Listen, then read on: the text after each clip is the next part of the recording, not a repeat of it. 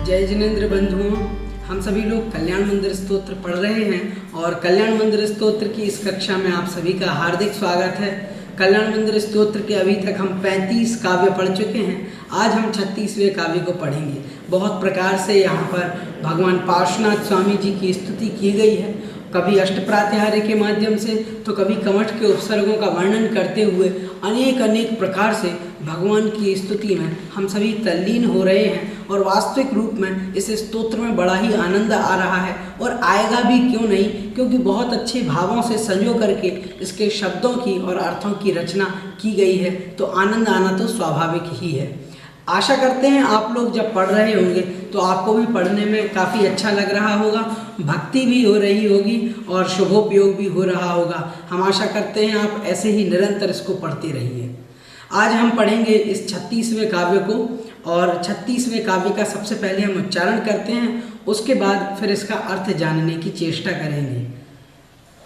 जन्मांतरेऽपि तव पादयुगं न देव मन्ये मया महितमीहितदान दक्षं तेनेह जन्मनि मुनीश पराभवानां जातो निकेतनमहं मथिताशयानाम्। इस प्रकार से हमने इसका उच्चारण कर लिया है। अब देखते हैं उच्चारण में कहाँ कहाँ कठिनाइयाँ हो सकती हैं। तो सबसे पहले पहला पद जो आया है जन्मांतरेऽपि, तो जन्मांतरेऽपि जो है, कुछ लोग जन्मांतरेऽपि बड़ा पी कर देते हैं, ऐसा भी नहीं बोलना है, और कुछ लोग जन्मांतरे अपि बोल देते हैं, वह भी नहीं बोलें। अब अपने इस आदत को, अगर आपकी आदत बन गई है तो इसको सुधारें। आपको बोलना है जन्मांतरेऽपि, तरेपि, इस प्रकार से इसको बोलना है और आप 2-3 बार बोलेंगे तो आपका इसका उच्चारण ठीक हो जाएगा। दूसरी बात, काफ़ी सारे लोगों की ऐसी जिज्ञासा रहती है कि पाद युगम न देवा, तो पाद युगम न देवा आपने जो पढ़ा है, कुछ लोग पाद युगन न देवा इस प्रकार से भी बोल देते हैं। तो आपको बता दूं कि अगर आप इस प्रकार से बोलते हैं पाद युगम न देव और पाद युगन न देव, तो दोनों ही सही हैं, इसमें किसी भी प्रकार की कोई परेशानी नहीं है। संस्कृत में विकल्प से ये दोनों सिद्ध हो जाते हैं। इसके लिए सूत्र आया है अनुस्वारस्य यही परस वर्णः, तो इस सूत्र से, और उसके बाद का एक और सूत्र आया है वा पदांतस्य, तो इन दोनों सूत्रों से ये दोनों ही रूप चल जाते हैं, दोनों ही उच्चारण बिल्कुल सही और सटीक हैं। आप इनमें से किसी एक का भी उच्चारण कर सकते हैं। आप ये चिंतित नहीं हो कि पाद युगन न देव सही है अथवा पाद युगम न देव ये सही है, दोनों ही सही है। संस्कृत में ये दोनों विकल्प से उच्चारण स्थान बन जाते हैं। और दूसरी बात इसमें है, आपने सुना होगा पूर्णमती माता जी और क्षुल्लक ध्यान सागर जी महाराज के उच्चारण को, कई अनेक स्थानों पर वह इस प्रकार का उच्चारण करते हैं, तो इसमें कोई दोष नहीं है। विकल्प से आप भी ऐसा उच्चारण कर सकते हैं, इसमें कोई परेशानी और लड़ाई झगड़े की और सही और गलत की अपेक्षा ही नहीं है, चिंता की कोई बात नहीं है। दूसरी बात, यहाँ पर अगर आप देखें तो सारा जो काव्य है वह अत्यंत सरल है। आप 1-2 बार उच्चारण करेंगे तो आपको आ जाएगा। आइए हम इसमें देख लेते हैं कहाँ पर यहाँ पर संधि हुई है और कहाँ पर इस संधि का हमें विच्छेद करना है। तो सबसे पहले तो यहाँ है जन्मांतरेऽपि, यहाँ पर संधि है जन्मांतरे अपि, ये 2 अलग हो जाएंगे। उसके बाद में महित मीहित दान दक्षम, ये जो है तो इसको अलग करेंगे तो हो जाएगा महितम ईहित दान दक्षम।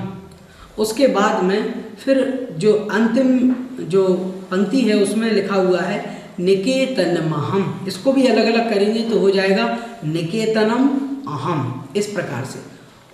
तो इस प्रकार से हमने इसकी संधि विच्छेद कर लिया है। आइए एक बार हम इसका अन्वय देखते हैं, उसके बाद अर्थ और भावार्थ को जानेंगे। इसका अन्वय होगा देव मन्ये जन्मांतरे अपि ईहित दान दक्षम तव पादयुगम नमहितम तेन इह जन्मनि मुनीश अहम मथिताशयानां पराभवानां निकेतनम जातः। इस प्रकार से इसका हमें अन्वय समझ लेना है। अब हम देखते हैं इस अन्वय के हिसाब से ही हम इसका अर्थ जानेंगे। तो सबसे पहले यहाँ पर कहा है देव। देव जो है वह संबोधन परक है और भगवान को संबोधित कर रहे हैं, हे देव। देव से मतलब देवगति के देव नहीं, हे वीतराग देव, हे जिनेन्द्र देव, हे ईश्वर। मन्य अर्थात मैं ऐसा मानता हूँ, मैं ऐसा सोचता हूँ, मेरी ऐसी धारणा है कि जन्मांतरे अपि, जन्मांतरे, जन्म जन्मांतर, आपने कई बार यह शब्द सुना होगा। जन्म मतलब होता है यह जन्म, और जन्मांतरे मतलब पूर्व जन्म। तो जन्म जन्मांतर, जन्मांतर मतलब अन्य अन्य जो जन्म हैं, भूतकाल संबंधी अथवा भविष्यत काल संबंधी। तो यहाँ पर भूतकाल संबंधी हमें जन्मों का ग्रहण करना है। जन्मांतरे अपि अर्थात जन्मांतरों में भी, मतलब जो पूर्व के बीत चुके मेरे अन्य अन्य जन्म थे, पहले पहले के जितने भव थे, पहली जितनी पर्यायें थीं, उनमें भी ईहित दान दक्षम, ईहित दान दक्षम। ईहित मतलब होता है चाहा गया, चिंतित किया गया। तो ईहित मतलब जैसा चाहा गया वैसा, दान अर्थात वैसा दान देने में, दक्षम अर्थात जो कुशल हैं, दक्षम अर्थात कुशल हैं, समर्थ हैं, तो सामर्थ्यवान है, इस प्रकार का इसका अर्थ बनता है।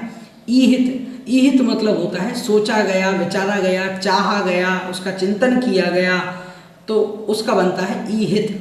तो ईहित मतलब जो चाहा गया है, ऐसे दान दक्षम, ऐसे दान में, ऐसी वस्तु के जो चाहा गया है, मनोवांछित है, उसको देने में, दान करने में दक्षम, जो कुशल हैं, समर्थ हैं। तव पादयुगम, कौन है वो? तो कहा कि तव पादयुगम अर्थात तव मतलब तुम्हारे, पादयुगम अर्थात दोनों पैर। युगम जो है यहाँ पर युगम से समझना है दोनों पैर, एक पैर नहीं, दो पैर।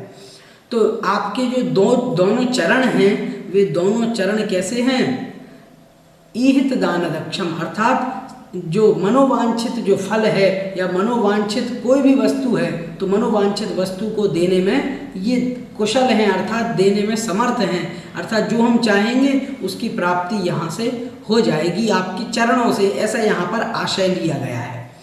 तो युगम जो है, युगम से दो का अर्थ ग्रहण किया जाता है। कहीं पर भी युगल, युग्म अथवा युगम ऐसा लिखा हुआ है तो आपको दो का अर्थ ग्रहण करना है। बाद में फिर कहा मया न महितम, मया मतलब मेरे द्वारा, न महितम अर्थात न महितम मतलब पूजे गए, जिनकी पूजा की गई। तो कहते हैं न महितम अर्थात मेरे द्वारा नहीं पूजे गए। अब नहीं पूजे गए तो उसके बाद फिर आगे क्या कहते हैं, उसका फल क्या मुझे मिल रहा है? तो कहते हैं तेन, और मैंने आपकी पूजा नहीं की उसी वजह से, उसी कारण से, तेन कारणेन इह जन्मनि, इह मतलब इस, जन्मनि अर्थात जन्म में, इस जन्म में मतलब इस पर्याय में, वर्तमान काल में। आपने अनेक जगह सुना होगा इहामुत्र च सिद्धिम तन्वन्तु। तो इहामुत्र मतलब, इह मतलब इस लोक में, अमुत्र मतलब परलोक में। तो इह मतलब होता है इस लोक में, अभी वर्तमान काल में। तो कहते हैं इह जन्मनि अर्थात इस लोक में, इस काल में, इस जन्म में, इस पर्याय में, मुनीश हे मुनियों के ईश, मुनियों के जो स्वामी हैं, ऐसे हे पार्श्वनाथ भगवान, अहम अर्थात मैं, मथिताशयानाम जिसके आशय को मथित कर दिया है। आशय मतलब होता है हृदयगत बात, अपने अंदर की जो बात है, जो हमारा मर्म है, जो तथ्य है, उसको कहते हैं आशय। जैसे आपने प्रश्न उत्तर जो पहले आपने अगर कोई परीक्षा दी हो तो उसमें आता है इसका आशय स्पष्ट कीजिए। आशय अर्थात उसके अंदर की बात क्या है, मूल तत्व उसका क्या है, तो उसको कहा है आशय।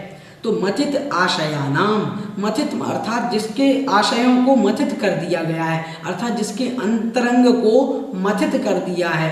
अंतरंग अंतःकरण जो है, जिसका हृदय है, उसके हृदय को मथित कर दिया गया है, अर्थात मथ दिया गया है। मतलब मथने का तात्पर्य है नष्ट कर दिया गया है। नष्ट कर दिया गया है मतलब जिसके हृदय को बहुत चोट पहुंचा करके नष्ट कर दिया गया है, जिसके अंतःकरण को चोट पहुंचा दी गई हो। ऐसे किसके द्वारा चोट पहुंचाई है? तो कहा है पराभवानाम, ऐसे पराभवानाम, ऐसे जो पराभव हैं, अर्थात पराभव से तात्पर्य है निंदा अर्थ में, जो ऐसे जो तिरस्कार हैं, बेइज्जती जो हुई है, ऐसी तिरस्कारों से, ऐसे उन बेइज्जतियों का निकेतनम जातः, ऐसे अपमान का निकेतनम, निकेतनम मतलब होता है घर, और जातः मतलब मैं हो गया हूँ। इस प्रकार से इसका सामान्य अर्थ हुआ। आइए फिर से मैं एक बार शब्दशः अर्थ आपको बताता हूँ, उसके बाद फिर हम इसका अर्थ जानेंगे और फिर भावार्थ को समझेंगे। कहते हैं देव अर्थात हे जिनेंद्र देव, मन्ये अर्थात मैं ऐसा मानता हूँ, जन्मांतरेपि जन्मांतरे अपि, जन्मांतरों में भी मतलब पूर्व भाव में भी, ईहित दान दक्षम, ईहित अर्थात जो चाहा गया है, जैसी कल्पना की गई है, जैसा मांगा गया है, वैसे ही दान देने में दक्षम अर्थात जो कुशल हैं, अर्थात जैसा चाहा गया वैसा देने में जो दक्ष हैं, कुशल हैं अथवा समर्थ हैं, जैसा मांगा गया वैसा देने में जो समर्थ हैं। कौन? तो कहा तब पाद युगम, आपके जो चरण युगल हैं, आपके चरण, दोनों चरण हैं, वे कैसे हैं? मनोवांछित फल को देने में कुशल हैं। न महितम मया, मया अर्थात मेरे द्वारा, न महितम अर्थात नहीं पूजे गए, नहीं जिनकी पूजा की गई। मह धातु है और उसमें ता प्रत्यय लग करके महित जो शब्द बना है उसका अर्थ होता है पूजा करना। तो नहीं पूजे गए, पूजा नहीं की। तेना, और आपके जो चरण कमलों की मैंने पूजा नहीं की, उस वजह से, तेना उस कारण से, इह जन्मनी इस जन्म में, इस भव में, मुनीश हे मुनियों के ईश, हे मुनियों के नाथ, अहम मथिताशयानाम जिसके आशयों को मथित कर दिया गया है, अथवा जो आशयों को मथित करने वाले हैं। मथिताशयानाम पराभवानाम, तो ये मथिताशयानाम इसका विशेषण है पराभव का। तो ऐसे तिरस्कारों का, पराभव मतलब तिरस्कारों का, कैसे हैं वो तिरस्कार? तो कहा मथित आशयानाम अर्थात अंतःकरण को नष्ट करने वाले हैं, अर्थात दिल को चोट पहुंचाने वाले हैं, हृदय पर घात करने वाले हैं। ऐसे उन तिरस्कारों का, ऐसे उन निंदा का, ऐसे उस अपमानों का निकेतनम जातः, अर्थात निकेतनम मतलब होता है घर, जातः मतलब हो गया हूँ। यहाँ पर अर्थ में समझना है हमें सामान्य रूप से कि हे जिनेंद्र देव, मैंने पूर्व भाव में भी आपके जो चरण कमल, जो कि सर्व प्रकार की इच्छित वस्तुओं को देने वाले हैं, इच्छित फल की प्राप्ति करने में जो समर्थ हैं, ऐसे दोनों चरण कमलों को मैंने पूजा नहीं है। और पूजा नहीं है, आपके चरण कमलों की पूजा नहीं की है, ऐसा मैं सोचता हूँ। क्यों? क्योंकि उसी वजह से अभी वर्तमान काल में मैं कैसा हो रहा हूँ। उन्होंने कहा कि मैं अनेक प्रकार के तिरस्कारों का घर हो गया हूँ, अर्थात ऐसे तिरस्कार निरंतर मुझ में ही रहते हैं। मतलब कैसे तिरस्कार? तो कहा हृदय भेदी, जो हृदय का भेदन करने वाले हैं, ऐसे हृदय भेदी जो तिरस्कार हैं, मतलब दिल को चोट पहुंचाने वाले तिरस्कारों का घर बन गया हूँ। मतलब इतने तिरस्कार मुझ में हो गए हैं, इतने लोग मेरा तिरस्कार करते हैं, जगत में इतनी निंदा मेरी हो रही है, मेरी आत्मा की निंदा हो रही है कि जिसके कारण से मैं इनका घर हो गया हूँ, अर्थात निरंतर मेरे आत्म तत्व की निंदा ही निंदा हो रही है। यहाँ पर ये आशय लिया गया है। इसका मतलब यह नहीं है कि हम यह समझें कि निंदा से तात्पर्य कोई मार रहा है, अपमान कर रहा है, गाली गलौज कर रहा है, यही निंदा नहीं है। निंदा से तात्पर्य है आत्म तत्व की निंदा, अर्थात आत्मा की और इस जीव की वैल्यू को कोई समझ नहीं रहा है। और हमें जिस सत्कार्य में अपनी आत्मा को लगाना चाहिए उसमें न लगा करके हम और संसार के, शरीर के, भोगों के कार्यों में इसको लगा रहे हैं। इसलिए निंदा किसकी हो रही है? इस जीव की, इस आत्मा की निंदा हो रही है। इसका तिरस्कार निरंतर किया जा रहा है। इसके अंतःकरण को भेदने वाले जो तिरस्कार हैं, उन तिरस्कारों का घर मैं हो गया हूँ। अर्थात निरंतर मैंने आपके चरणों की सेवा नहीं की थी जन्मांतरों में, उस कारण से मैं निरंतर ऐसे ऐसे तिरस्कारों का घर हो गया हूँ। अर्थात मैं जगत में निंदा का पात्र हो गया हूँ, दर दर भटक रहा हूँ, परेशान हो गया हूँ। तो उसकी वजह यह है कि मैं ये सोचता हूँ कि पक्का मैंने जिनेंद्र देव आपके दोनों चरण कमलों की पूजा नहीं की होगी, नहीं तो मैं आज ऐसा नहीं होता। अगर हमने अच्छे तरीके से भगवान की पूजा कर ली होती तो हम अभी ऐसे नहीं होते, अर्थात हम भी कहीं ना कहीं मोक्ष मार्ग पर बढ़ रहे होते। इस प्रकार का आशय इस बात में स्पष्ट किया गया है। और हमें ये समझना चाहिए कि वास्तविक रूप में जो जिनेंद्र देव के दोनों चरण हैं, चरण कमल हैं, वे वास्तविक रूप में सुख देने वाले हैं, अर्थात अभ्युदय सुख की प्राप्ति में कारण हैं। जिनेंद्र देव की भक्ति हमें इस प्रकार के सुख को दिलाने वाली है, अतः हमें जिन भक्ति करने से कभी बचना नहीं चाहिए। सदैव जिन भक्ति में ही अपने चित्त को लगाने का प्रयास करना चाहिए। ऐसी भक्ति की प्रेरणा हमें यहाँ पर इस 36वें पद्य में मिलती है। आज हमने इसके अर्थ को जाना और समझा। आशा करते हैं आपको अच्छे तरीके से इस कल्याण मंदिर स्तोत्र के प्रत्येक पद्य का अर्थ आपको समझ में आ रहा होगा और पढ़ने में आपको बहुत अच्छा लग रहा होगा। हम ऐसी आशा करते हैं कि आप अच्छे तरीके से पढ़ते रहें और निरंतर इस स्तोत्र को जानें और भगवत भक्ति में लीन रहें। ऐसी मंगलमयी भावना के साथ बोलिए पार्श्वनाथ भगवान की जय। सभी को जय जिनेंद्र।